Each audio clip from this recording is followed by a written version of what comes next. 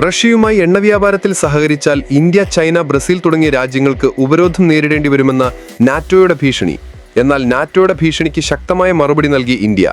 രാജ്യത്തിന്റെ ഊർജ്ജ ആവശ്യങ്ങൾക്കും ആഗോള വിപണിയിലുള്ള ലഭ്യതയ്ക്കും അനുസരിച്ചായിരിക്കും തീരുമാനമെന്നും ആരുടെയും ഭീഷണിക്ക് മുട്ടുമടക്കില്ലെന്നും രാജ്യം തിരിച്ചടിച്ചു.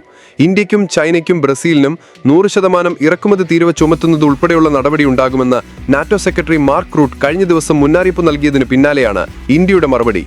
റഷ്യ-ഉക്രൈൻ യുദ്ധത്തിൽ ഇന്ത്യ സമാധാനപക്ഷത്താണെന്ന് പ്രധാനമന്ത്രി നരേന്ദ്രമോദി വ്യക്തമാക്കി.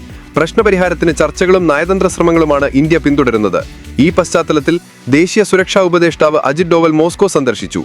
നാറ്റോയുടെ എതിർപ്പുകൾ അവഗണിച്ച് ഇന്ത്യയും റഷ്യയും സൈനിക സഹകരണ കരാർ തുടരുന്നുണ്ട്. S-400 മിസൈൽ സംവിധാനം ഉൾപ്പെടെ നിരവധി പ്രതിരോധ പദ്ധതികളിൽ റഷ്യ ഇപ്പോഴും പ്രധാന പങ്കാളിയാണ്. വോറോനിഷ് റഡാർ സംവിധാനത്തിലും ഇന്ത്യ താൽപര്യം പ്രകടിപ്പിച്ചിട്ടുണ്ട്.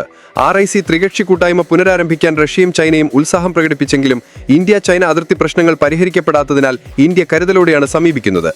നാറ്റോയുടെ സമ്മർദ്ദങ്ങൾക്കിടയിലും ഇന്ത്യ തന്ത്രപരമായ സ്വാതന്ത്ര്യവും റഷ്യയുമായുള്ള ദീർഘകാല ബന്ധവും നിലനിർത്തുന്നു. സമാധാനപരമായ പരിഹാരത്തിനായുള്ള ശ്രമങ്ങളും നിലവിലുള്ള ജിയോ പൊളിറ്റിക്കൽ സാഹചര്യം അനുസരിച്ച് നയപരിഷ്കാരങ്ങളും ഇന്ത്യ തുടരും. എന്തായാലും ഇന്ത്യ-ചൈന ബന്ധത്തിലെ പുരോഗതിയാകും RICയുടെ ഭാവി നിർണ്ണയിക്കുക.